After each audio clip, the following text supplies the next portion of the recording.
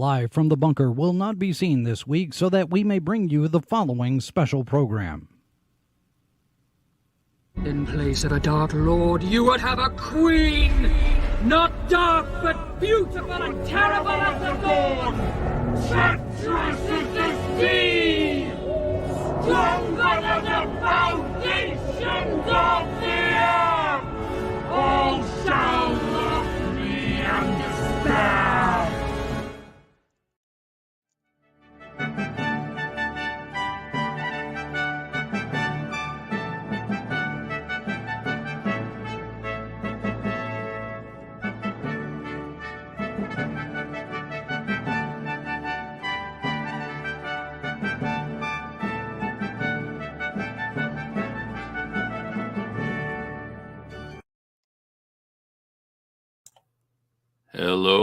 Hello, everyone. Welcome to Dead from the Dugout. Hope you're having a good Friday. I'm your host, Science Fiction Snob. We have here today my co-host for the week, Cam.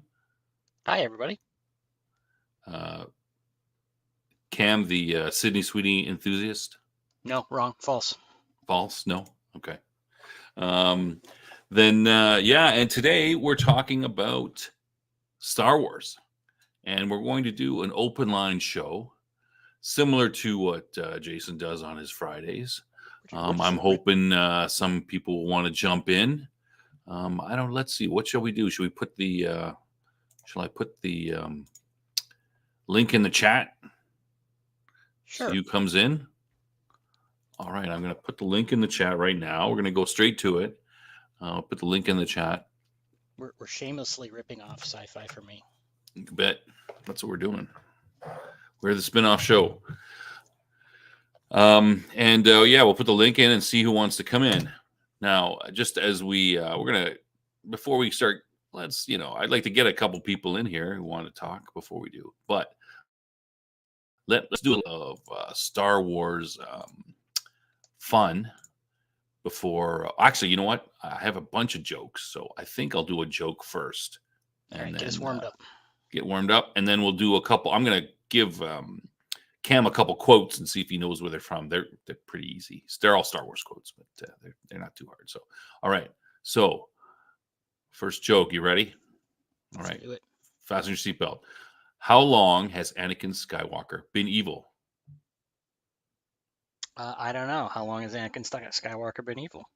Since the Sith grade. Get it? Like Sith grade, like sixth grade, because he's a Sith. That's a good one. Yeah. Get it? All right. That's a good one. All right. It's a good warm-up, right? We got it. Okay. Now, Star Wars quotes. Some of these, I don't like to say, I think some of these are pretty easy. And I'm going to focus on, the movies and stuff, but they could come from any of the media. But so I'm going to ask the question, Cam, and just buzz in, and you need to give me the who said it and from what movie or TV show or whatever it's from. Okay, I got a quick disclaimer though. Okay. I've worked hard to purge my memory of Star Wars just to avoid personal pain. So if I'm not getting these right or I'm not getting them quickly, that's the reason. Well, hopefully someone will come in to save you. Yeah. I mean, okay. Well, let me give you the first one, and you'll see how. All right, the first one. Try not, do or do not. There is no try. Oh, that's Yoda from Empire Strikes Back. Okay, there you go. Good. I mean, that's pretty easy. Pretty easy. All right, and there we'll try to make them get a little bit harder. Okay. Who's the more foolish, the fool or the fool who follows him? Obi-Wan Kenobi from Star Wars: A New Hope. Right. Good. All right. See, you're doing pretty good. Your memory's not that purged. Okay. Oh, that might. Yeah. All right, let's try this one here. Well, it's kind of no longer certain that one ever does win a war. I am. I'm going to say it's Yoda, and from episode 6, Revenge of the Sith? It's from. You're right. It is Yoda. It's from the Clone Wars. Ah, I think it's from the animated. So that one's a little bit harder. yeah, I do love Clone Wars. That I will say that. I didn't know that one right off when I first saw it. How about this one? Sometimes we must let go of our pride and do what is requested of us. This might be a little harder.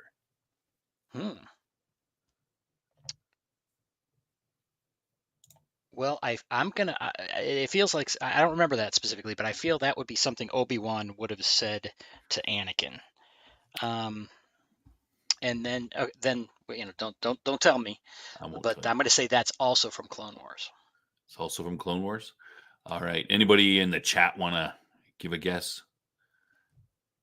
Hey, Das, why don't you jump in? Das, jump in if you can. Mace Windu, I see questions. Mace Windu. No, it's not Mace Windu. Anybody else? I did put the link in there. Yeah, all right. Here's the link. I'll put a link up there. Somebody needs to save me. I'm flailing now. All right. I'll just give it to you then.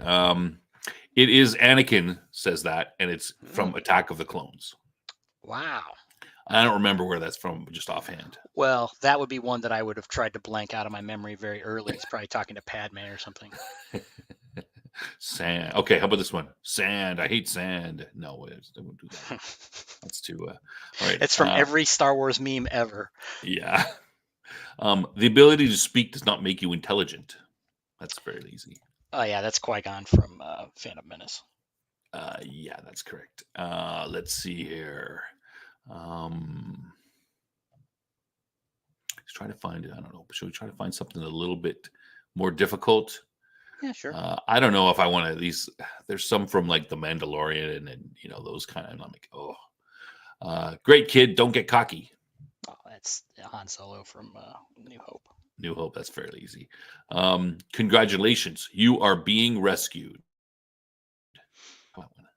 Maybe. See, I mean that would point to Star Wars, but I don't think that was. I don't recall that line. Yeah, I remember that one. Congratulations, you are being rescued. Okay, I'm gonna go with.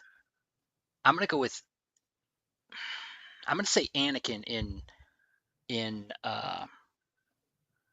Revenge of the Sith. Wow, I'm okay. No, it wasn't Anakin. That was said to Leia. No, that was not said to Leia.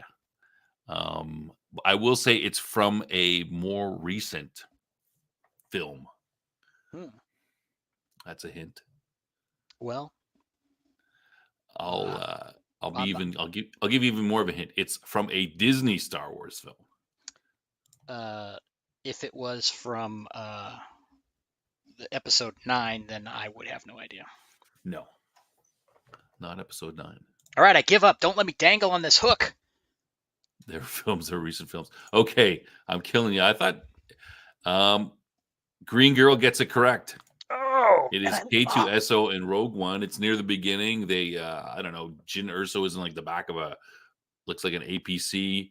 And, punches him and escapes, and he hits her in the chest and knocks her down and almost knocks her out. And he goes, "Congratulations." That's my bad. I love that movie. You are being rescued. So.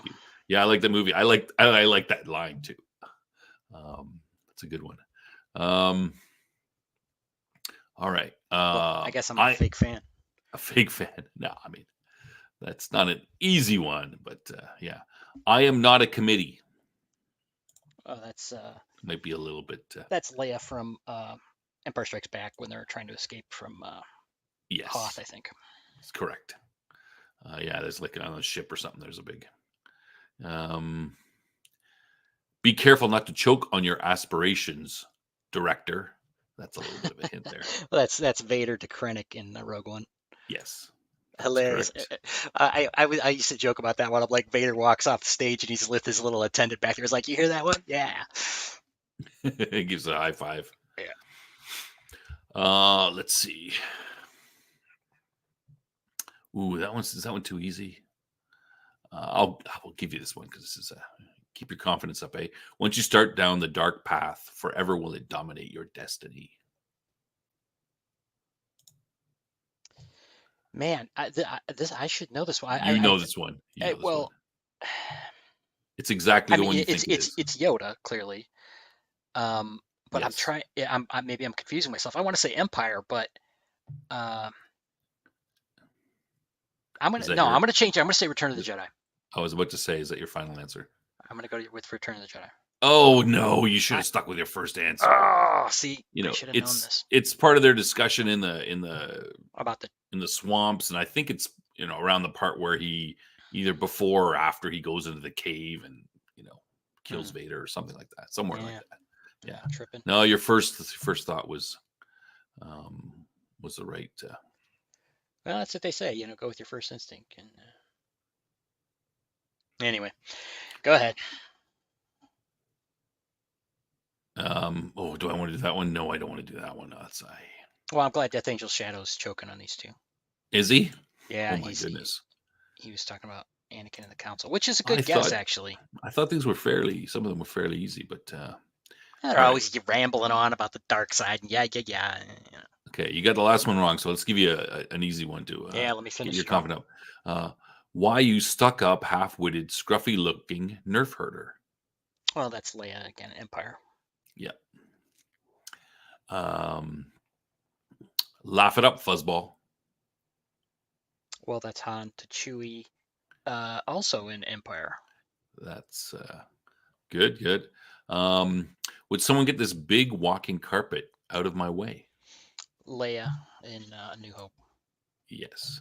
Too easy. All right. Yeah. Okay, so I've made it too easy for you. Now I got to pick something a little more difficult. Some of these might be. Or how about this one? There's always a bigger fish. That's not too difficult. That might be not too bad. That's Qui-Gon in Phantom Menace. Yeah, that's right. Now we're getting into the dregs.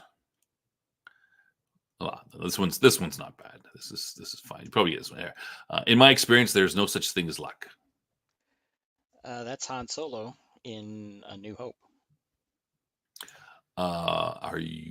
Is that your final answer? Yeah. That's a hint that it's not right. I'm sticking with it. You sticking with it? It's Obi-Wan in A New Hope. Yeah, that was Speaking to Han, I think, or in the group there. Yeah, you're right. So we got nobody. Nobody wants to come in. Green Girl doesn't want to come in. No. DP. This is come on in. We're going to talk. You can rant all you want about Star Wars. Well, we could always go back to questions if other people come in, and they can have their round of answering. For sure, of course. All right, let me give you one more. Do you want a hard one or an easy one? Give me a tough one. Give you a tough one? Okay. This one is a kind of a mid-level tough. Like there's some from, like I could pick one from, the Ahsoka show or something like that, The Last Jedi, but I think we want to forget about those even existed. But so this is kind of medium tough, where to go? I am one with the Force and the Force is with me.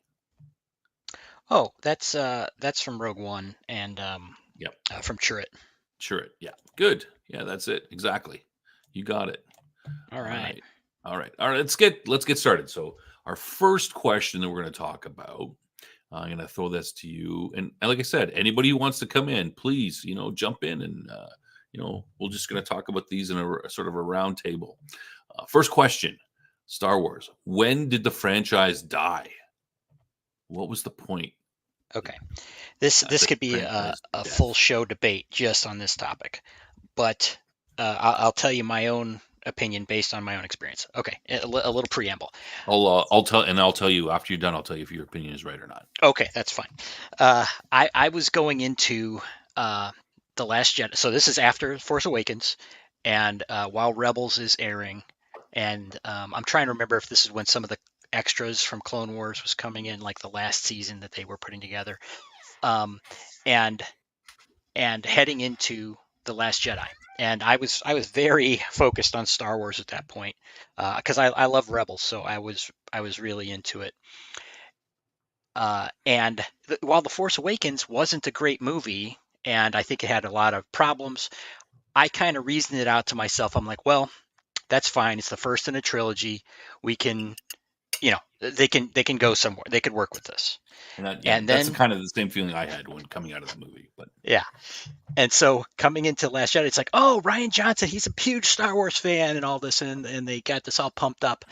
And I went, and of course, first night, preview show or whatever it was on a Thursday or when maybe it was a Wednesday, went and watched The Last Jedi.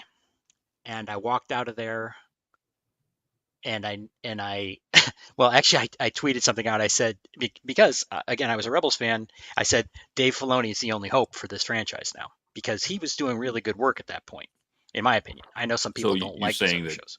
Ryan Johnson was not a hope after seeing the movie. No, Is what that was it. The Last Jedi killed it.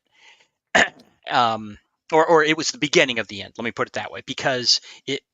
I have a lot of thoughts on Last Jedi, but it was the response all around it. It wasn't just within the movie or the fiction or the IP itself, what's presented. It was the behavior of Disney and their army of shills, and then some ancillary things, which I don't need to go into that, I guess, but Galaxy's Edge was a huge part of this, and why they had to do all these things. It's like it's in this is my theory. There's a chain of events that goes back to Galaxy's Edge and their moronic decision to base it on the sequels rather than classic Star Wars. Yeah, that was And pretty so dumb. they had to launch this idiotic PR campaign, which attacked people who didn't like that, because they needed to marginalize that view, because they couldn't risk their multi-billion-dollar park, two parks thing getting shade. At which Yeah. it was already various problems there. But anyway, so that's the point. It happened. So The Last Jedi itself was certainly a problem, but there were other things happening around that time. But that's when it all came to a head and kind of exploded. And I went into that movie saying, I literally told my friends, I said, I feel like we're in a golden age of Star Wars right now. Even though Force Awakens wasn't great and everything, I thought things were coming together, and it was like, man, this is going to be great. And it just was the exact opposite. I mean, it fell off a cliff so hard. I walked out of there stunned. I was like, I can't believe somebody made this movie, because I mean, not only is it a crap movie on its own, it as a sequel, it is objectively garbage. It did not do what a sequel has to do. It No, for literally, sure. I mean, it just ignored The Force Awakens almost completely. Okay. So that's the answer. That's my point. Yeah.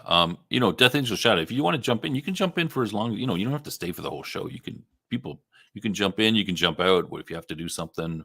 No problem. You're free to do. So, you saying it wasn't the slow bombers that all got blown up. It wasn't the Well, that didn't help. save Okay. what you love, not destroy what you hate. All Stop the elements hero to from it. having his heroic moment. It Yes, wasn't Luke dying of tiredness. all of those things It sucked. wasn't. But here's the thing that I have disagreement with other people about, and that is, you could have had the basic form of The Last Jedi and have changed things around so it did function as a sequel well and didn't suck, without being like a completely different story. And I'm not saying that a completely different story wouldn't have been better. I'm saying that they made so many stupid choices that weren't necessary within the story they did choose, that just pounded nails in the coffin one after another, like the things you just mentioned. All right. Well, here's Death Angel Shadow. He wants to put his 2 cents in. So, All right. go ahead, buddy. You goaded me into it. God. I did. It was part of my plan. I really Good. wanted to, and then my wife's like, you got to take the dog to the vet, get her stitches out. I'm like, Oh, the Anyway. dog can survive, I'm sure. we were worried she wasn't going to. So. Oh, really? Oh, Yeah, that's why 10 days ago we had to rush her to the vet. At any rate, yeah, she's much better now. She's almost herself. So I was trying to put it in a D&D analogy. I don't know if you saw that.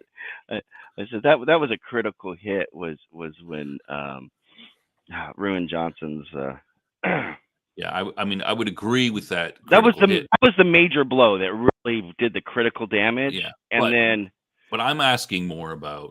I mean, you can pick. Is that. it when it's dying or when it's dead? Well, I said when. Well, when did the franchise die?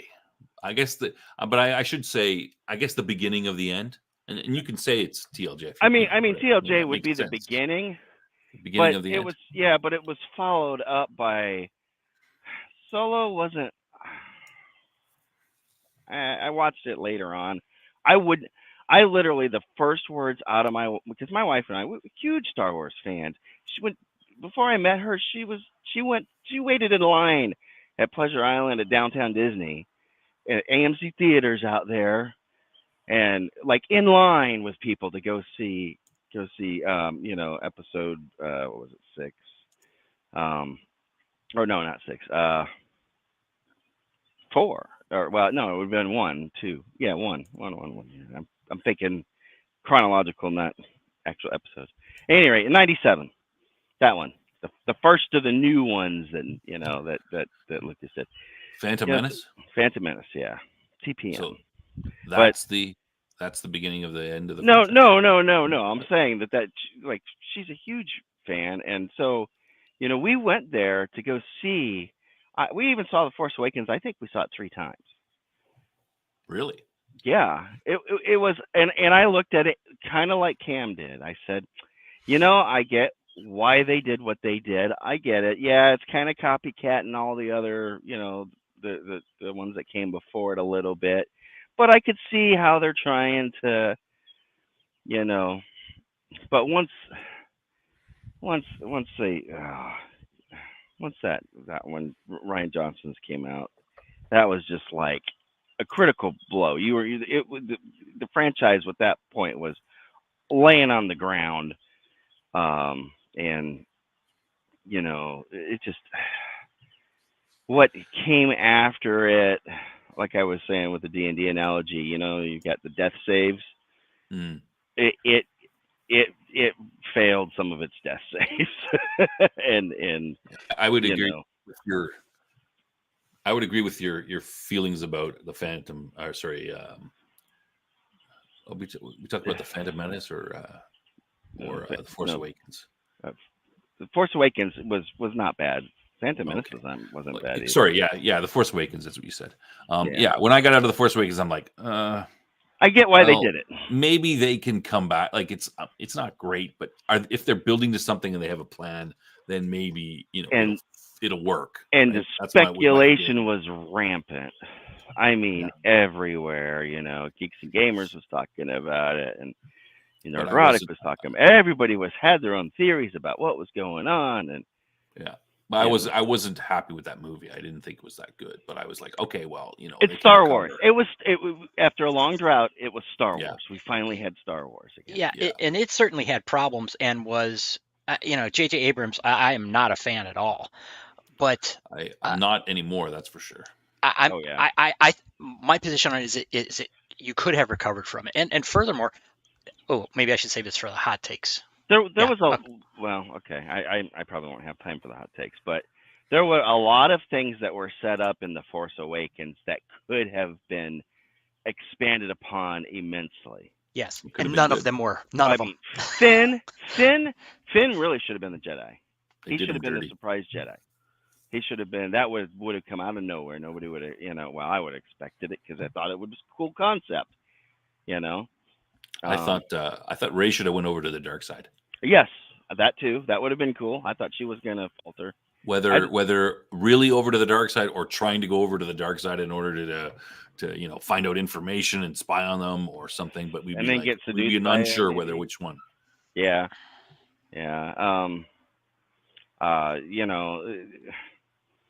Just the stuff. Leia was never a Jedi. Sorry, she's never ever a Jedi. Hey, not in my canon. Since it sounds like you said you had only a little bit of time, do you want to get to a few other questions so he can answer before he has to go? Yeah, you want to do that? Yeah, that's cool. All right, so I'll skip my. I'll give you my take later. Okay, best moment in the franchise. any Star Wars, anytime. I mean, I'm mainly focusing on the video media. But if I say yub nub, will I get smacked? No. no, you can say whatever you want. We might disown But you. you might get smacked. No, I mean, I remember seeing Star Wars in theaters when I was a kid. So, that was just like, oh my God, this is awesome. And so you say the original. Oh yeah, yeah. Even though Empire was my favorite, it's still my favorite. Yeah. So for me, I would say that Empire is my favorite, and Empire is the best in the series. And I didn't see Star Wars in the theaters. I don't think I did. For whatever reason, we weren't rich. Movies, we weren't into seeing movies when my parents just weren't into taking us, so we didn't really know much about it. So I first learned about Star Wars, after the big thing, and then everyone's getting action figures, and I'm like, what is all this stuff? But by the time Empire came in, I was, because the movie was on TV, a couple years before Empire came out, I believe, and so I think I saw it there. But really, I don't think I ever saw it on TV until Jedi was out. Oh, I thought it was on TV, but I saw it at some point and then saw Empire. So for me, Empire is the height of the franchise. Just a great movie. So well done. Cam, you want to weigh in? Wait a minute. I about the best moment you're saying? Best moment. Oh, well, okay. It's hard to compete with childhood experiences and what really wows me, but I'm going to go with something a little different, and I'm going to say that in Rogue One, which again I love that movie, so I'm a little biased towards it, is the final scene when Vader, as soon as Vader comes in with his ship, and I mean, in the whole Battle of Scarif was good as far as I'm concerned, the space battle specifically, and when Vader comes in, and then of course the big scene where he's attacking them on the ship as they're trying to escape. I Not only was that just a great Vader moment, I mean, again, it's pretty base level, appealing to that guy's a badass stuff, but the terror that the scene was so well done. The rebel troopers, and they're like, they have no idea what they're facing, and they're terrified, but they're they do their jobs, they're dying, and the guy he knows his mission. He's got to get this this data into the right hands, and they go and do it, and then the blockade runner, the Tantive V4 taking off, and Vader kind of standing there looking at it, and okay. So I love the whole action sequence and everything around it, but the key point is that it so beautifully goes into Episode 4 at that point, which it's again, seamless. It's seamless. It literally exactly. It ends. Boom. That's where Episode 4 begins. Yeah, right. Death Ninja Shadow. You and I, we kind of cheated because you're supposed to.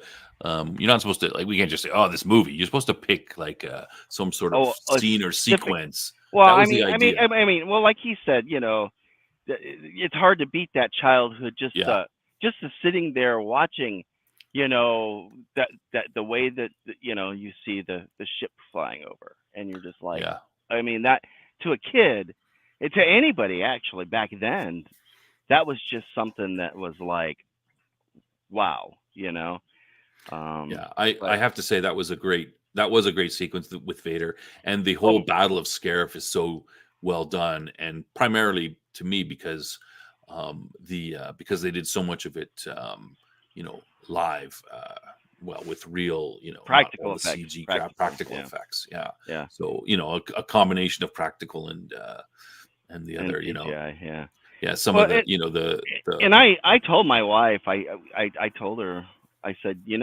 everybody's gonna have to die in this movie, and I was so happy that is what happened. I know it was sad and all that in that regard, but that is literally what had to happen in order for. I kept on going back to the whole, the line about in Episode 4 or in the original Star Wars, A New Hope. Yeah. About people had died to get us this information. Yeah, that's great. Yeah, for sure. And that was a perfect time. Yes, because I think that they thought about it and they almost didn't do it. I heard the rumor that they weren't going to do that. That they were like, "Oh, we can't have a Star Wars movie where people are dying." I mean, but thank God they went with it. Otherwise, I mean, if it was me, I would just canon that in my head, and I'd be like, "Yeah, they just killed him anyway." And it does. I mean, and that whole Vader scene does seem like it was kind of tacked on a little bit, but it tied the two together. It tied everything that happened in Rogue One, and it took it and it led right up to. And it's a great scene. Yeah. Yeah. In contrast, sorry, real quick. In contrast to Last Jedi, which does nothing that a sequel is supposed to do, Rogue One did exactly what a prequel is supposed to do with that scene. Yeah. Yeah. All right. Well, let's cheat on that question a little bit. Why don't we go around and people name off some good sort of sequences or scenes in the movie, in movies or whatever type of media that, we can talk about. It doesn't have to be necessarily the best one. You can think that Rogue One is the best one, but give us your second or third best or whatever. Let's start with the Hoth snow battle, as DP mentions. I mean, that is a pretty good one. That's a pretty great scene. Well, lukewarm was kind of cool. Lukewarm. When they're fixing him up. Yeah. If I had to pick, I'd say that, even the opening crawl of A New Hope is not the crawl, but just right after the crawl with the ship escaping and the giant back and the lasers of the Star Destroyer coming at it, and you're like, whoa, geez, just even that is a great shot and sets the whole tone for the movie. I agree, but right after that, the stormtroopers busting into the blockade runner and that the fight in the hallway there. Again, I was a little kid. It blew my mind. I was watching this. I was just completely wrapped up in it. Yeah, and maybe Vader's entrance into the blockade runner. Oh yeah, and sort of the parallels with in the second movie with him on Hoth when he enters in the. It's Echo Base. Yeah. Of the movies, that's the only time that he ever actually steps on a planet. Hey, for the original movies. Well, no, he was planet. Are you making a distinction between a planet and a moon? Because the moon event, Endor moon. Well, except he's dead then. But he comes down to. Yeah, that's right. He was there on the base. He comes down to pick up Luke. I guess technically he wasn't on the ground though. He's standing on a metal. Yeah, that's not a platform. Right. But just the point being that he doesn't spend a lot of time on. We don't see him a lot of time on planets or anything. He's always usually on a ship or something. But anyway, yeah, that's a good scene. Any other scenes that you standing at your head that the first season of Mandalorian? What about the first season of Mandalorian? I liked the first season of Mando. I thought it did good. I'll tell you what scene cracked me. I'm sorry. Go ahead. No, I was just gonna say. I was like, okay, this is what Star Wars should be. We're getting there, and until we got the, things started going off the rails. I think after that first season, but. I think it was the second or third episode with the Jawas, and the whole sequence with I think it was the second episode because that's when he just got Baby Yoda, and the whole thing with him, the Jawas, stripping his ship down and then him chasing him on the sandcrawler, and when he first comes up and he just starts disintegrating Jawas, that was killing me. Yeah, that kind of reminded me of Indiana Jones sequence. Yeah, on the sandcrawler, sure. Yeah, I wasn't as big a fan of Mando because it was kind of like a Western, right? I'm not a big fan of Westerns, but I saw that there's a big piece of Star Wars which could be very much done as a Western because of the the backwaters and that kind of stuff. So I was like, oh, this isn't great, but it's okay, and it fits in with Star Wars, and it's going, in a good direction. But then I agree with you; it just went completely off the rails. Like it just, the later editions, and I kind of make the mistake between the Book of Boba Fett and Mandalorian. Yeah, well, so did they. Yeah, to but be the honest. whole, having Mando get beat up by that Wookiee, he just gets the crap beat out of him, and he's okay. That Wookiee has canon for being a badass. And then they got the Power Rangers in there on their little motorcycles and with their little flashy, and you're like, what the hell? Is this some sort of punk? Like, what's going on, man? Like, yeah, I gotta go get the dog and get her to the vet. All right. But keep on going, man. This is great. We'll keep going. If anybody else wants to jump in, feel free to jump in. You don't have to stay for long. You don't have to show your face. We're not showing our face. You don't have to have a camera. You can just be a voice. The fight between Luke and Vader and Empire had me on the edge of my seat. Well, that's good. I'll add to that the lightsaber duel with Luke and Vader at the end, specifically when Vader's taunting him and then he like reads his thoughts about Leia, and Luke goes berserk from Return of the Jedi.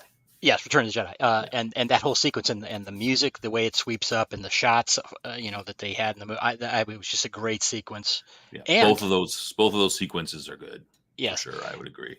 It's also a source of great stupidity in the whole argument about Luke from The Last Jedi and his scene with Kylo Ren when he's going to kill him and everything. It's like, well, that's a whole nother discussion about. No, go ahead.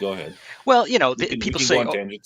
People, in The Last Jedi, in the flashback, Luke was going to kill Kylo because he sensed darkness in him, and rightfully, fans have said, "Well, that's ridiculous. He's not going to do this, whatever."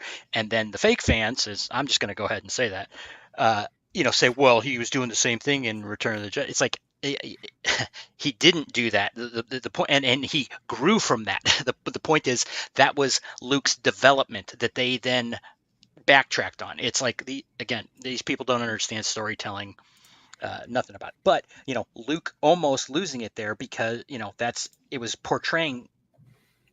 I'm talking in Return of the Jedi, portraying how you can easily fall to the dark side with good intentions. His intention was, I have to save my sister, right?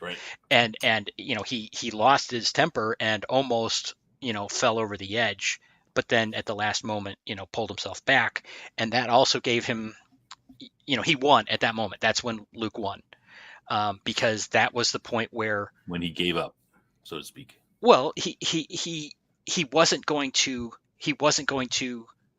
do what was necessary and take the easy way, Yes. And then that's what ultimately saved Vader or Anakin, I should say, because he saw that and then of course the whole thing with the Emperor zapping Luke and everything, and then Vader sitting there, and it's like it's like you could see him.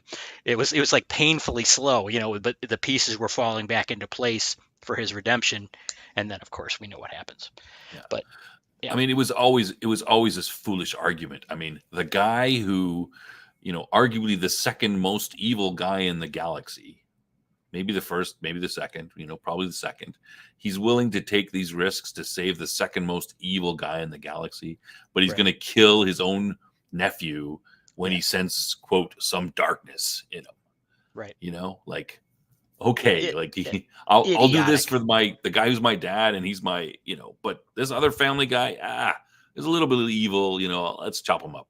Now, I could see him being concerned about it because he knows that, his father was good in being trained, and then he was, he went over to the dark side, and I could see him saying, okay, I see a little darkness in my nephew. I got to keep a close eye on him. I got to make sure that he's able to overcome that darkness. But I mean, that's a good story, because don't we all have a little bit of darkness in us anyway, right? That we have to fight. We're human. So, I could see that aspect of it, but he looks a little dark. Let's kill him. And the whole the whole thing was about redemption, and they turned it into, nah, it's more convenient instead of, again, Luke is the person uniquely who understood that better than anyone, and then it's just like, nah, exactly. I'm just gonna cut him down. Yeah, he understands that. He's like, yes, people can be redeemed. Even guys who are so far over to the dark side can be redeemed. Right? Because that's what Vader was. Look, at Vader's got, 17 plus years or so more by Return of the Jedi over onto the dark side. And yet he's still willing to risk everything to bring him back because he feels that he's redeemable, but yet he'll just kill his nephew because he's like, oh, there's a little dark. I mean, Yeah, it would be hard. It would be hard to come up with a worse example of character destruction. Yeah, I agree. And the thing is, the thing that bugs me the most about it is that people actually go and say, "This is great." Right. This is right. this is objectively bad character arc and doesn't make sense with everything we know about the characters. Like I even can, I can be pretty forgiving. I can say, okay, I mean, I could see Luke as being a little bit. Oh, hey, Steve. Good to see you, man. I could see Luke being, old and grumpy and curmudgeonly like we are now ourselves. But this whole giving up on everything and cutting him away from the Force. I mean, that's pretty extreme. Maybe it could happen, maybe, but this whole hiding himself. I mean, you'd have to see some sort of progression to that. Yeah, that's an excellent point. Is any of these things? They could have. That's what I was saying before with how they could have done these things, but they didn't want to. They didn't want to put the work into it to be like, why? Well, why would Luke run away like this? And just in my own little headcanon, there's lots of reasons why that could have happened. Yeah. But they didn't do any of it. They don't want to do the work to tell the story. They just want to say, here it is, take it. Yeah. So I don't know how familiar you are with some of the video games from, let's say, about 20 years ago, but there are like Jedi Academy and Jedi, these various Jedi, video games, sort of like third person type games that came out on on consoles like Xbox and that sort of thing. And they do there's a couple characters. So it kind of centers around Luke and him trying to build up the Jedi. Like this would be this is what they should have done for a sequel. He's trying to build up the Jedi. There's not enough Jedi to go along. There's still, bad guys and darkness out there, but he's trying to build the Jedi back. But he's taking anybody with any Force. He's not focusing on 5-year-old kids only. He's taking anybody. So some of them come with baggage. They've already got, their problems. There's, a character that you play in some of the Kyle Katarn. So there's a lot of stuff. There's some good stories from those old video games where you go out and you have to do various things. And it's kind of interesting too, because in those games, those games were the BioWare games, which were the precursors to some of the Mass Effect games where, you've got choices. This is the start of choices. And you can choose to be bad, go the evil side or the good side. And they'll have, the Jedi that Luke is raising at this time in these games are kind of like, they're like, there's no such thing as a bad dark Force power and a light Force power. They're just sort of powers. It depends how you use them. So your character can still, be good, quote, without, and still use Force lightning and that kind of stuff. So it's kind of walking the line of both the sides. And, these new Jedi are much more open to, they're not so strict black and white. This is a good Force power. This is a bad Force power. This is good. This is evil. They walk the line, and you could do a lot with those stories, and they're very good stories. They could simply have just taken those stories and just, changed them a little bit or whatever, moved them, and they could have had a great story of, for the sequel trilogy or stuff. I think they could still go back and they could do these as prequels, before, if you can de-age Luke, I wouldn't be upset with them getting a new, someone else to do Luke, as long as he looked somewhat like the guy, a new actor.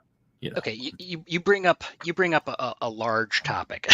That's a lot of stuff. Sorry. Yeah, it's good. And that is the EU. And so when Disney took over Star Wars, which I did not oppose at the beginning, because I'm actually a lifelong Disney fan, and I had some trust for Disney at that point.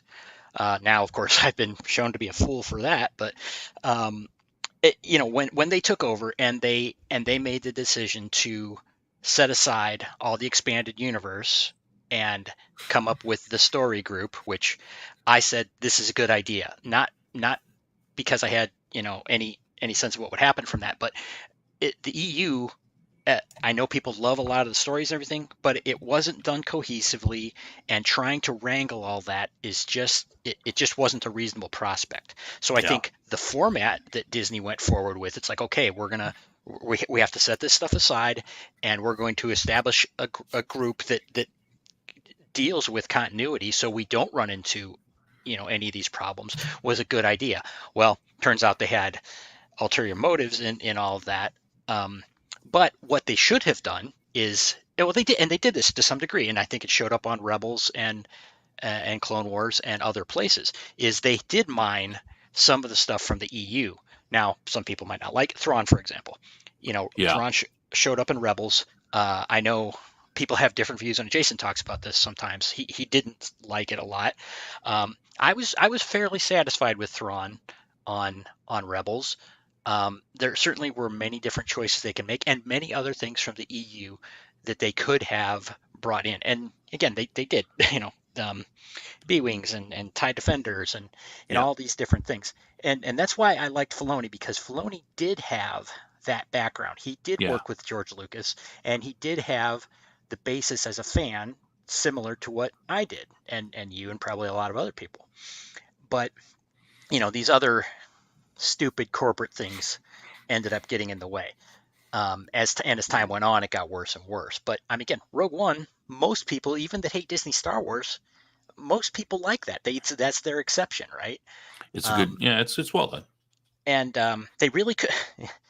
We could get again. This could be a whole nother show of what could have been with Star Wars, but no, I'll leave it there. Yeah, Flower likes the EU. And he's a Hollandaise. I understand a lot of people do. It's no. He says he's from the EU. From the EU. I see. I think he's making a joke there. Sorry, I didn't get that one. A different EU. I put my put the link in this in the chat again. If anyone wants to come in and give their 2 cents, please feel free to do so. This is an open line. It's us talking. Come in and answer some questions. Just on what you're saying, I agree. I would have taken, if it was me, I would have taken some things from the EU. I like Thrawn. I think Thrawn's, a great character. They're good. The problem I think Jason mentioned, and I think I kind of agree. It's how they did Thrawn. I don't think I didn't mind him in Rebels. I think he was fairly well done with how his character seemed to react. I'm not so sure I'm so happy about him in what is he in Ahsoka now? I'm not so happy about him in there. He's kind of goofy looking, and he seems a little bit passive and stuff, the way I kind of expect him to operate. But they could have mined tons of stuff. Like I said, from the video games, there was a couple of these video games all went together. There were some great ideas from there. They could have taken them and just splish splash them. I mean, the truth is they don't want to use that stuff because they don't want to pay anybody any money, right? They're like, oh, if we use this guy's idea, we gotta pay him. So they're like totally against paying someone. But I mean, would you rather not pay somebody a few $1,000? Even if it's 100,000 for a movie. Yeah, it's nothing. For a $250 million movie, you're not going to pay the guy $100,000 for a great story, and you're going to put this crappy story out that people just go, "Oh, what the?" Like, it's just foolish. But yeah, you were talking about video games. I didn't play the ones you were talking about, but ones that really got me back into Star Wars were the fighter, the Starfighter series. Starting with X-wing, TIE fighter. Right. And so on and so forth. And those were all done by Lucasfilm Games, or what, I forget exactly what the company name was, but and it had a lot of lore stuff included in there, that was, from my perspective at that time, I was taking that as canon. It's like, yeah, this is official stuff. And it was great fun to play those games, and also base role-playing stuff we did off of that material too. Yeah. So that's LucasArts. Yes, that's it. And so those games were, like the flying games, as Steve mentioned. And those were like more of the 90s, sort of early, mid 90s stuff. Yep. And then you see more into the, like with the first Xbox release, the early 2000s, you see these, these sort of third person Yeah. adventure games where you are a Jedi and, Luke comes to you and say, go do this mission. And you got to go do the mission and then I come did back. play. And it kind What of was it? builds to, and it's things like Jedi Academy. Those kind of things are the start of that and follow those. I forget. I just forget what the first one was called, but Was it Knights of the Old Republic? Yes, but those are a different style as Okay. well. I think it's more like Jedi Academy, Jedi Survivor. Those are Xbox. I mean, the Knights of the Old Republic is more like an RPG style, and it's also set 4,000 years before this happened. So I'm focusing on Jedi Knight, Jedi Academy, those kind of things, because they're third person. They are sort of right after the original trilogy. They happen in that, in like a 5-year period, 5, 6, 7, 10 years between that, where Luke is trying to put together a new Jedi Order to try to bring some order to the galaxy or help out in that way. So so that's a good so that's why I mentioned those ones. But yeah, those fit into the same sort of thing as well. Okay. Well, do you got another question you want to hit, or? You bet. Let's move. No one's coming in. All right, we'll just push on. The next one I had was, what is the worst or most cringy moment in the franchise? And again, we want to focus on, primarily the movies and, or movies or any of the, video media, and sort of like either a scene or some sort of sequence or something like that, as opposed to this movie is the cringiest movie. Okay. Again, I'm sure there's some critical level cringe in episode 9, but let me go with an obvious one, and that is the Rose Tico and Finn kiss scene, and the idiotic destroy what you whatever hate. I can't even remember what it is, but it's like save what love, hate what you love what you hate. No, save what you love and destroy what I can't even remember. Whatever. Well, it's not even worth saying. Drivel, utter crap. And I'm not trying to crap on any of the performers here, but it's like just garbage. It's again drivel. It's they try again. It's a pet peeve of mine when people try to kind of force something in without really building it up. And they did have some scenes with Rose and Finn on this stupid gambling planet, which again was just a nightmare of a what a waste of time detour. Yeah, so horrible. So basically everything with Rose and Finn, it was horribly cringe. But runner up is everything with Padme and Anakin in Attack of the Clones. It's just like pulling teeth watching that. Yeah, I wouldn't say everything with them, but the romance aspects of those are pretty bad. I mean, Lucas should not write dialogue, man. Like, Jesus, I hate sand. It's coarse and it gets in my underwear. Like I quote, I mean, that's not the proper quote, but I talk about that, all the time. I say, yeah, there's some great dialogue. I have an unpopular opinion, and that is that Padme is really the to blame unwittingly for everything bad that happens in the entire first and second trilogy. Sure, it's not Jar Jar. It's not Jar Jar. It's Padme. She is duped at every step into helping Palpatine.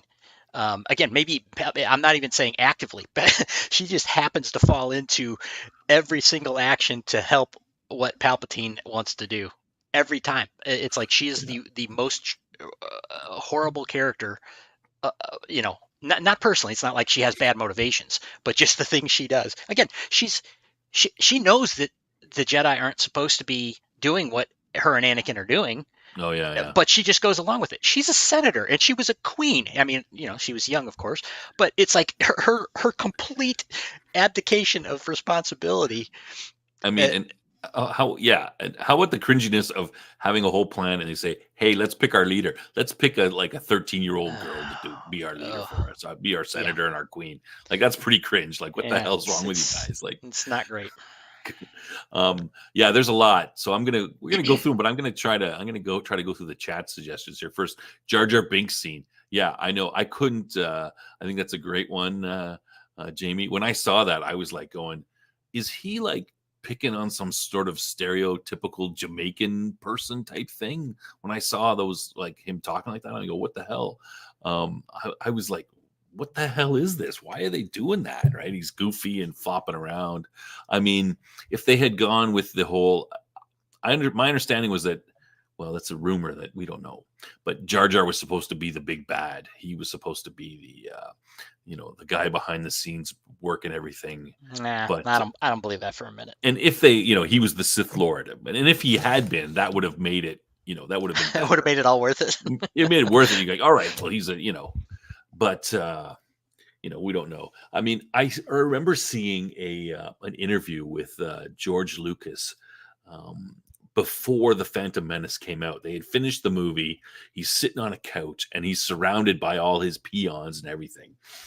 And he's describing, he's like, "Oh, like you guys are going to love this movie. It's so great. We got these great characters. We got this great character, Jar Jar Binks. Oh, everyone's going to love him, blah, blah, blah." And everybody around him is standing around and they're just sort of like staring there. And you can just imagine like, what the hell does, he doesn't have anybody to tell him, "Hey, sir, this is a bad idea, man. This is going to go over like a lead balloon, man. Don't do it. Like change it." They're all, you can just see them all, what you want to make this crazy character who's real goofy and make him sort of like a Jamaican stereotype. "Oh yes, Mr. Lucas, that'll be a great idea." Everyone will love that. That's what Jason. That's what Jason always talks about, is that Lucas needs someone to ride shotgun on him. Yeah, which is what Spielberg did in the first movie. Which is why it's well, there were a lot of people. His first wife, and there were these people along the line that kept him in line, and it really benefited him. But by the time of the prequels, he's not George Lucas. He's, capital George Lucas of Star Wars. And everyone's like, "Oh, he's the greatest ever." But no, he's just a man and can make lots of mistakes there too. So Jar Jar Binks scenes, yeah, that's a good one. Let's see here. Steve is talking about the megaphone robot unicycle. I vaguely remember this thing. I can't remember where it's from. I remember seeing it. So I'm kind of at a loss for that one. I have to. He was in the last movie. In the last movie? Oh, the little tiny one. Yeah. Oh, yeah. That's, you missed that one. The robots in Solo. Yeah, the whole romantic thing with the oh my God, with what L whatever the hell that stupid character's name was. Yeah, that was pretty bad. Fans waiting for Poe and Finn. Yeah, those are those shippers. I don't even want to talk about them. Shippers ruin everything. They ruin everything. Yeah. The Boba Fett biker gang. Yeah, that was pretty much, all of Boba Fett. I just, seeing him get the crap beat out of him, he's a 60-year-old man. And he's like, the Wookiee's throwing him around the room like a rag doll and he gets up and he's fine. Like, I'm like, come on, he's got to have crushed ribs and like, Jesus. And I don't think he had his armor on either. Like they pulled him out of his little Michael Jackson oxygen bed or whatever, and they're throwing him around. It was Jabba's back to tank that Jabba couldn't fit in. Yeah, it was just like, I'm going to talk a little. Cam hasn't seen this, but you didn't see the last movie, Rise of Skywalker, but there's a lot of cringe in that one. That was pretty bad. The whole, like, basically the movie is, I don't know how much you know about it, Cam, but it's basically a big fetch quest. Right? Yeah, I heard. So they're going around to fetch this and to fetch that. And the reason they need to fetch this Sith thingamajigger is because the planet where the bad guys on are I'm going to talk about that in a second there, DP. The planet the bad guys are on is so hard to get to. You need this thing to get through the, this cloud of that will destroy your ship, right? So they finally get through. They get through there, and right. And so all of the, if you remember in the Last Jedi, they called for help and nobody shows up. Well, this time they call for help and then everybody shows up. There's this huge armada, and I'm sitting there going, well, how do they get through the thing? Like, we see Kylo Ren and his tiny little ship, and he's dodging all kinds of asteroids and whatever lightning clouds and all this stuff trying to get in there. I'm like, how do they bring thousands and thousands of ships through that thing? And they got there like in no time at all, and everything was great. The guy had to go through all this trouble. What the hell is going on? Like, it's just complete cringe. Yeah, they fly now, eh? The whole stormtrooper.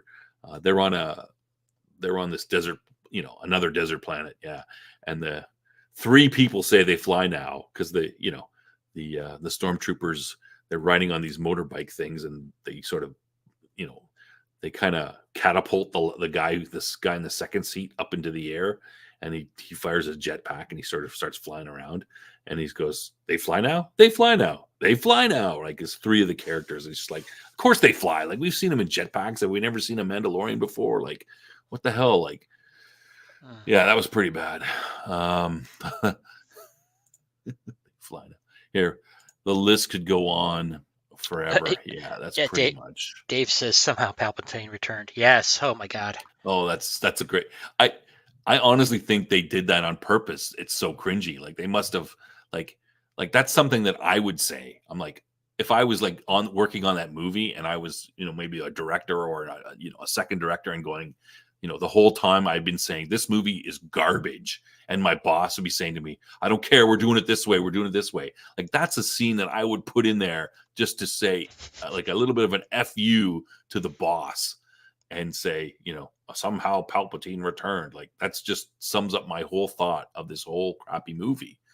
But they actually put that in the movie. Like, I think it's got to be something. They put that in there as an FU to the bosses, and say, your movie sucks, and here's my thing. Yeah. Rise of Skywalker was a front to the whole series. My opinion about the Rise of Skywalker and The Last Jedi is that, JJ, maybe he sort of had a plan, or he wanted to follow a plan. Rian Johnson said, screw your plan, I'm going to do whatever you want. And he just, destroyed everything JJ set up. And you can see that because there's nothing makes sense between between Awakens and Last Jedi. And so JJ came in, and he's like, that Rian Johnson guy effed me bad. I'm going to just basically undo everything that he did and, try to put it together into a cohesive movie. And it was impossible, and it can't be done. And it was dumb to try, but that's why we get this, cut together piece of crap. I mean, it's horrible. Yep. Boba Fetch. Should we brighten things up and say, oh no, we got the controversial takes we got to do, right? Sorry, what's that? Controversial takes? Yeah. You want to brighten things up by how? Well, my controversial take is positive. Oh, is it? Oh, yeah. Okay. So all right. So we're gonna I kind of agree with everybody here. There's it's pretty much there's so much cringe, especially in the last 3 movies and some of the Disney stuff, from Disney Plus, that you could just talk forever about it. So let's move on before we everybody pops a blood vessel. Your most controversial take about the franchise. Yeah. Go ahead. Okay, I'm gonna say put yours in the chat. If people as well, people. I'm gonna say that Solo was not a bad movie. Oh. Okay, hold on. Let me just kick you off here. Go ahead. Let me explain. Yeah. Explain quickly. Okay, so it's really spillover from The Last Jedi sucking. That's why Solo was a failure and why it got such a bad rap. Because I'm not saying it's a great movie. I'm not saying that it didn't have problems itself, but it was the fan reaction to The Last Jedi, because it was too late by the time The Last Jedi was happened. People already spent their money to go see it, and even though it wasn't like a huge success or something, it still made a decent amount of money because everyone lined up to see it. Solo, on the other hand, everybody went in pissed off to begin with, so most people didn't see it. I did see it in the theater. This is before my Disney boycott began, and I think it actually hit a lot of points that were pretty good, and there were elements in it that were for Star Wars fans. The most the most obvious one of those. Hold on, I'm going to. I need a cough button. Sorry. All right. Yeah, good. Was the ending with Darth Maul, which a lot of people were like, "What? What is this? This came out of nowhere. This makes no sense." But only Star Wars fans would understand why that made any sense at all, because your normie fans that just went and saw it's like, hey, this guy got cut in half, a long time ago. Yeah. Why is he here? So this was for people that spent the time watching Clone Wars and Rebels and deeper into stuff than your average fan. So it made sense to us. It's like, okay, we have another piece of this puzzle here. So it's it's things like that, and I think there were some funny moments in it. When he met Chewbacca, I thought was pretty amusing. When they got out of that pit, and then they're running, and Chewbacca like runs the other direction and just like completely pulls him off his feet. And I also thought there were the way people didn't like the performance of the actor that played Han, but I Alden Ehrenreich. yeah. And I thought, see, to me, if you go back to A New Hope, Han Solo, it's like his introduction is like, oh, he's this badass, and he's like this tough guy, and all this tough guy talk, blah, blah, blah, blah, blah. But as soon as Obi-Wan and Luke walk away, he reveals that he's a fly-by-the-seat of his pants guy. He's like, oh, this is really going to save our butts. It's like, this is not a guy that's got it nearly together as he likes to portray, right? And I think that Solo did a decent job of showing a 10-year prior version of that. So to my mind, it was thematically correct for a young Han Solo. That doesn't mean, again, there were a lot of things in there that I didn't like, but it's not nearly as bad as its reputation. Yeah, so I'm going to agree and disagree with you on this. I agree with sort of your last points. I think it's Alden Ehrenreich. He's a pretty good actor. He's not so bad. He was also in the Brave New World, which is a TV show he did after that. He's all right in that too. There's nothing wrong with the guy. I think that he's fairly good, and they did a fairly good portrayal. I agree with you, as Han Solo, a younger one. He's not going to be as confident, and also we know from the movies that Han isn't as confident as he pretends to be. He pretends to, he puts on this swagger and stuff, but he's really not as confident as he sort of portrays. Right. And that's portrayed throughout the series. It's like in Return of the Jedi, when it's like, hey, it's me, and Leia and Luke are like look at each other like, yeah, I know. It's we know who you are. So, but there's some cringy stuff in there. Their whole, he gets his name from you're by yourself. Okay, I'll call you Han Solo. I mean, that's just, that sucks. Don't even bother putting that in there. If you can't figure out something good to get his name, just call him Han Solo from the beginning, and who cares? The dice, trying to get the dice as a callback for The Last Jedi, when that movie sucked so hard. He gets his iconic gun is given to him by Woody Harrelson. He just like, oh, you need a gun? Let me just put these things together. Here you go. No, just again, if you don't want to think of a good reason why he has this iconic blaster, then just give it to him and don't bother. Don't waste your time trying to do it. Giving Star Wars, now we've never had fuel in Star Wars, and now we're going to get fuel. I mean, the fuel thing is a MacGuffin, right? You could have literally made it anything. It doesn't have to be fuel. You don't have to destroy the franchise that doesn't use fuel in order to now we have to use our fuel for our spaceships. Okay, well, what the hell? Like, you could have made it anything else. So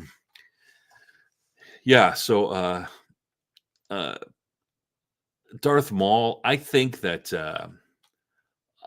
I'm not as knowledgeable about Clone Wars and stuff as you. I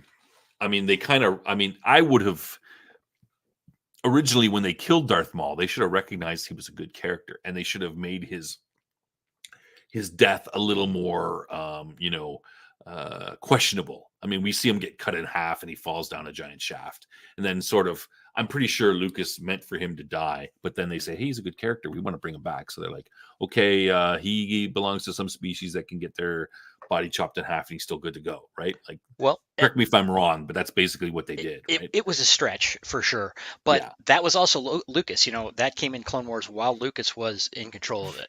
Oh, for sure. But I'm sure that somebody came in and said, hey, we want to bring this guy. Like, Lucas probably never expected him to return. I would just say that, hey, when you next time any of the people in the chat make a movie, if you think that, hey, this character is pretty good, make his death just a little bit, fuzzy so that you can, bring it back if you want to. But here's the thing though, the result of that, I get more forgiving of the stretch, because Darth Maul through Clone Wars and Rebels was a great character, really great character. And I agree too, because I will give them a bit of a little bit of forgiveness for that as well, because you're like, okay, this is a really great character, we want to bring him back. Okay, it's a little bit of a stretch, but yeah, what the hell, like we can, it's a movie, suspension of disbelief a little bit, right? So, but I still don't think that Solo was there's too many problems with it, and I think you mentioned some good stuff, and I don't have any trouble with those sort of things, but the negatives they kind of put in there, Weatherman, the robot, Lando Calrissian, falling for his robot. Oh, I miss my robot. I mean, let me droids in Star Wars they're slaves. They're slaves. They're treated like slaves the whole time, and now he's in love with his slave. That's a little weird. I have a redeeming point for that though, even. And that is, I gotta hear this. The character wasn't good. It was stupid, all this stuff. And Lando being in love with the robot, all crap. The one redeeming point is basically they uploaded its memory into the Falcon. And if you recall from Empire Strikes Back, when they were, on the run from the Empire and the Falcon, and C-3PO was talking to the Falcon's computer, and he comments, It's like, your computer is weird, or it's speaks strangely, meaning it was like a strange computer. And so but it didn't have to have a physical thing with Lando Calrissian. No, I'm not saying that. I'm saying there's the one redeeming point in Solo is that they reached back. They were aware of something that happened in the original trilogy, and they gave it a little reason. Whether you like that reason or not, it's what I'm saying is some of these things were for Star Wars fans. Only Star Wars fans would pick up on it. Yeah, and that was another instance of it. They didn't have to make it so creepy and icky. No doubt. How does that work? Oh, let me tell you, it works. What? I'm not forgiving any of that. Lando Calrissian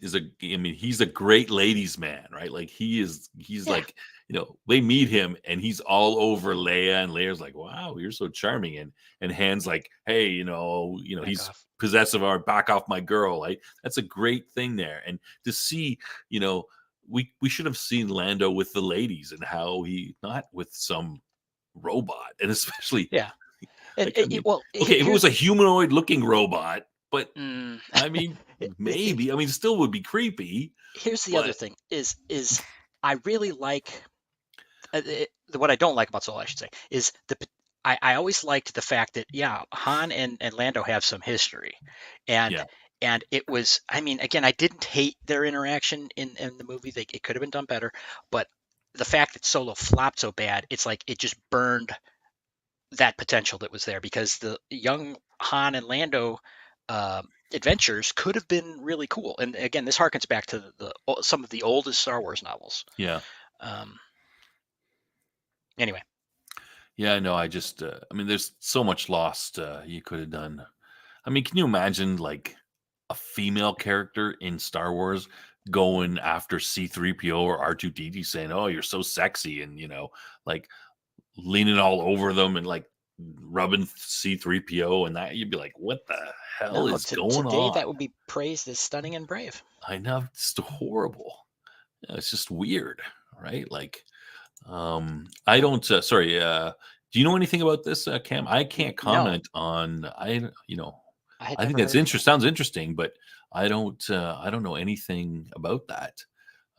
They changed it after in some 35 millimeter prints. I don't know. I haven't heard anything about that.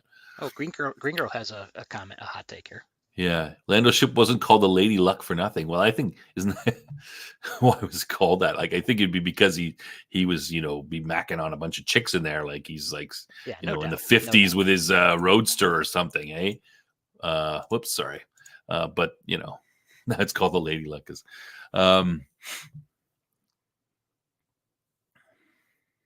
Here, read Green Girl's hot take. Okay, I think a Lando series or movie was written by Donald Glover could be awesome because Atlanta was an amazing show. I'll just comment: I've seen the first season or a bunch of the first season of Atlanta. I think the whole first season. It is a good show. I did quite enjoy it. I got to watch the rest of it, but it needs to be done like a young indie chronicles with old Lando. Well, how do you mean a young indie chronicles with old Lando? Like what she means is Billy D narrating the intros and outros, and just Glover doing all the stuff. Yeah, and they already set that up in Solo a little bit because Lando was there narrating his adventures, Yeah. And so that is a good, that could be something they could run with. Of course, they won't. But I mean, yeah. I mean, there's a lot of good. I say they should do a trilogy about Vader. Vader is the most popular character in Star Wars. Do a 3-movie trilogy, and it's all the time. It's the 17 years between when he becomes a Sith and until A New Hope.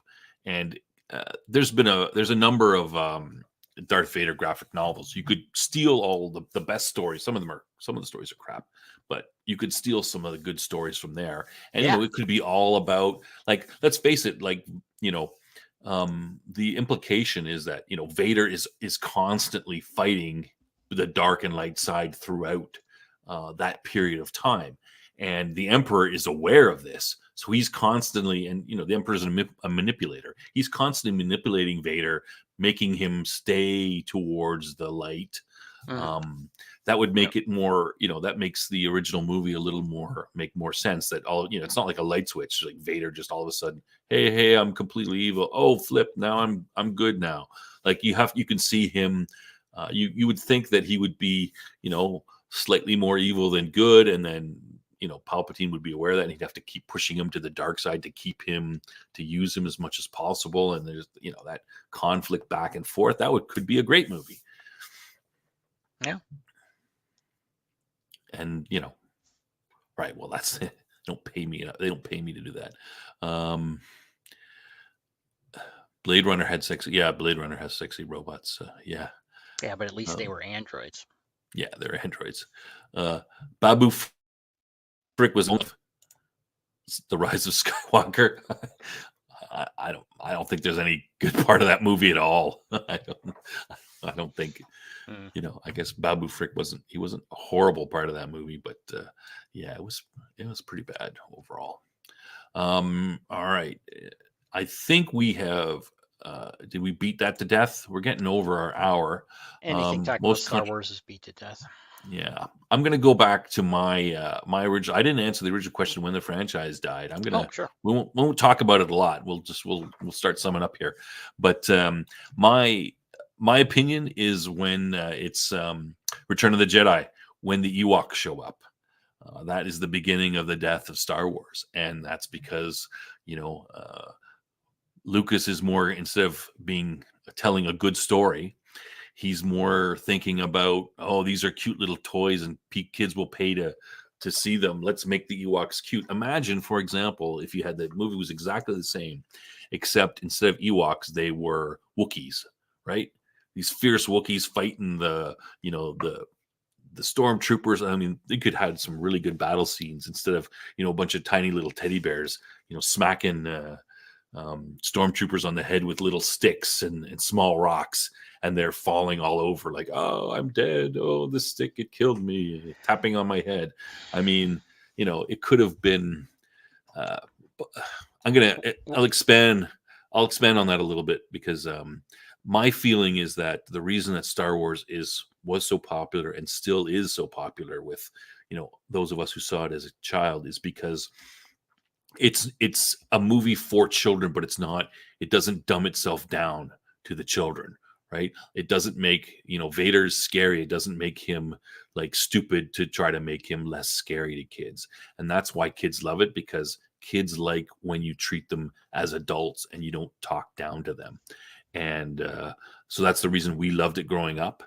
And that's the reason why it's still popular with us, even though we're 40, 50 years old now, because, we can still watch it and go, okay, well, this isn't like, watching, a G.I. Joe cartoon where everybody shoots at each other and no one ever gets hit by bullets or some of the other, I can't think of any, Okay, but a stupid show. Let me ask you a question. Show, but yeah. Did you dislike the Ewoks when you were a kid, when you saw them? I mean, I don't think I really liked them. I was 13 when that movie came out. I didn't really think they were like, I don't remember liking them. Like I wasn't all like, I wasn't some 7-year-old girl like, oh, the Ewoks are so great. I was just like, okay, I accept the movie as it is, all right. I mean, it seemed a little bit, I'm going to say that I thought it was a little bit lame where they're, some of the things where they're hitting them with sticks and these guys are falling down. But, maybe that's just my, looking at it at my age now. I can't for certain say that's what I thought back. I could say for sure at the time I liked it just fine, Oh, did you? Yeah. I mean, I was a little kid still and I liked it.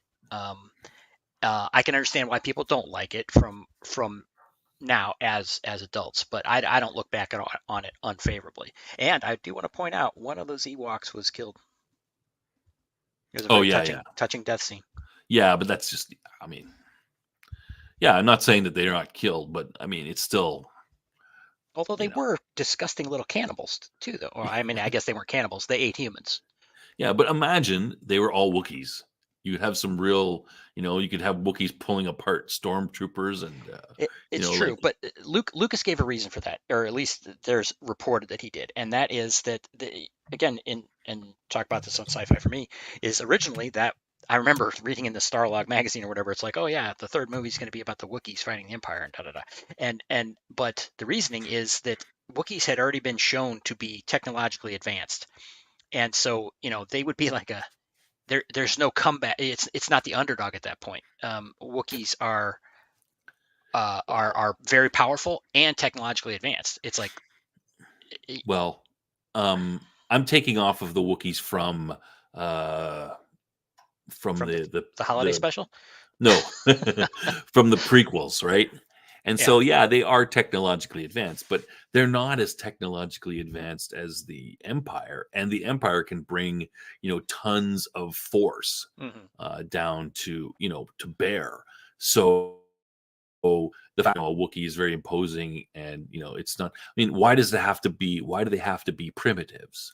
You can still, the Empire has conquered the galaxy. Is it really that big of a stretch to think that, okay, the Empire is going to come down onto a Wookiee? It doesn't have to be Kashyyyk. It doesn't have to be the Wookiee planet on some moon, let's say, where the Wookiees are or whatever. Is it really that was a stretch to say that they're going to have a hard time fighting the Empire? I mean, the Empire's kind of already controlled the galaxy. If the Wookiees were that much more powerful, wouldn't they have put a stop to it? So I don't think. I don't think that's too much of a problem. Revenge of the Sith did show them having a tough time fighting a force lesser than the Empire. Right.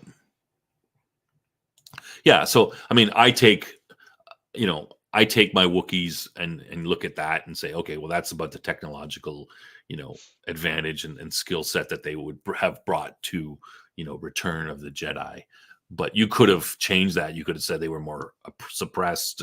You could have, made them more advanced. You could have done whatever you want. It wouldn't have been that big a deal, right?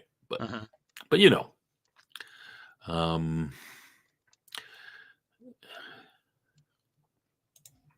Weatherman says, when I first saw Ewoks, I hated them, but I've softened after a while. Yeah.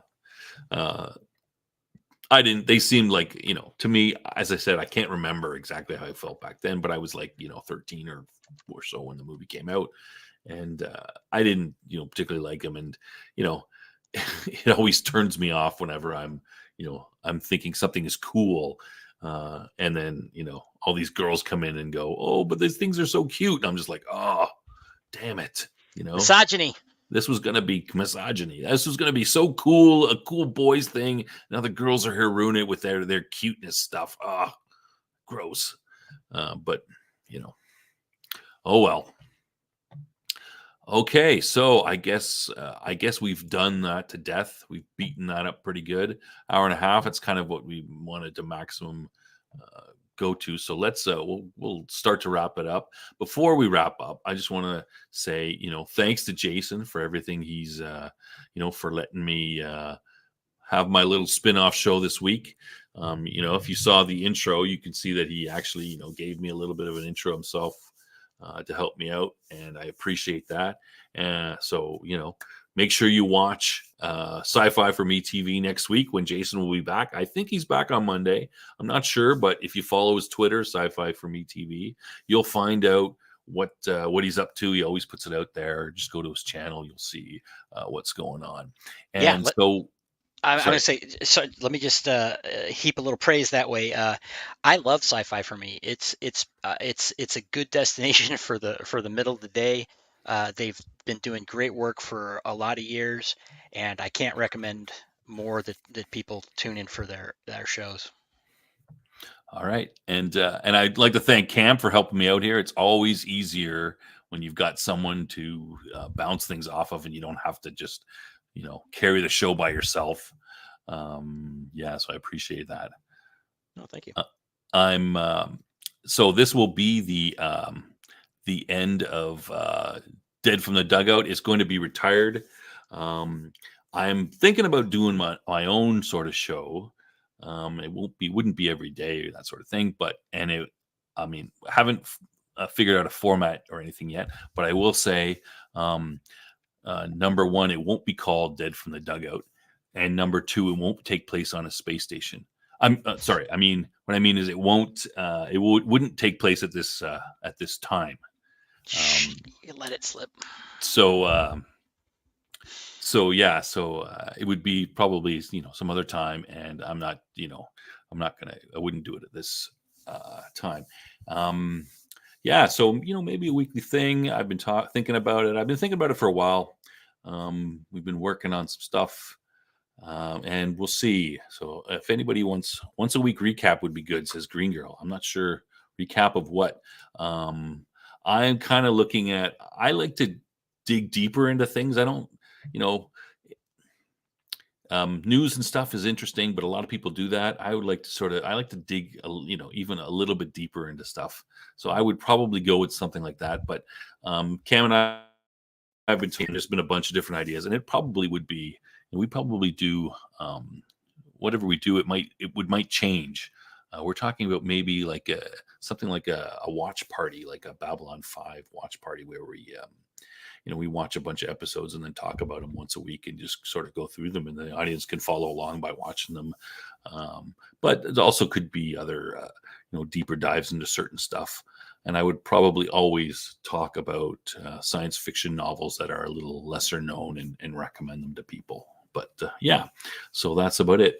So thanks to Jason, thanks to Cam, and I hope to see you guys back on Sci-Fi for Me next week.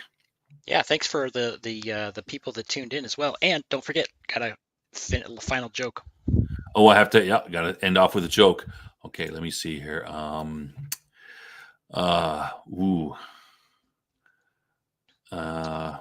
my joke. I'm ready. Oh, I have a couple of good ones. Maybe I should do a bunch. Let's do a bunch here. What's Yoda's advice for going to the bathroom? I don't know. What's Yoda's advice for going to the bathroom? Do or do not do. Get it? Because do is like what babies call poop. So you said do. Like it's like do do or do not, right? Yeah. What's what was Luke's secret code name before he got his mechanical limb? So that would be like in Empire, where he gets his arm chopped off and then he's got to get a new one. What was Luke's secret code name before he got his artificial limb? Hand Solo. Get it? Because he's only got one hand. So hand I'm laughing Solo. on the inside. One. All right. Good. Last one, I think. What do you call food made by baby Wookiees? What do you call food made by baby Wookiees? What do you call food made by baby Wookiees? It's good, but it's a little chewy. Ah, Get it? Chewy because the Wookiee Okay. and All right, Star you Wars got- is named you got me. Chewy, so You got and me. also like you chew, right? Oh, wait, that- Green Girl that- put one in the chat. Oh no. You want to read it? No, go ahead. Go ahead and put it. I will put it up and read it. How does Wicket get around Endor? Ewoks. Get it? Because he walks, Ewoks, but also they're called Ewoks because Wicket is an Ewok. Beautiful. Good one. That's. I think that is at least up to the standard of the ones Oh, that I we read. just lost a watcher. Everybody's leaving. Good one, Green Girl. Right on. No, that's good. That's at least up to the standard of the ones I did as well. So good on you. You get a free subscription to my channel for that. Good job. Great. All right. So, like and subscribe on this. We appreciate it if you like or subscribe on this this episode here. If you want to go to my channel, check out what else is there. I'd appreciate it. Go to Sci-Fi for Me. Take a look at what Jason's got to offer. Yeah, we all appreciate that. And we hope to see you next week on Jason's channel, or maybe in the future on my channel when I get sorted out with the live. Any last minute comments you want to make there, Cam? Nope. It's been a fun 5 days. But I'll be glad to slack off next week. Yeah. And again, thanks for helping out. And these things are a lot more work than I thought. So yeah, I'll be happy to slack off a little bit next week too. Right. All right. Thanks again to everybody, and good night.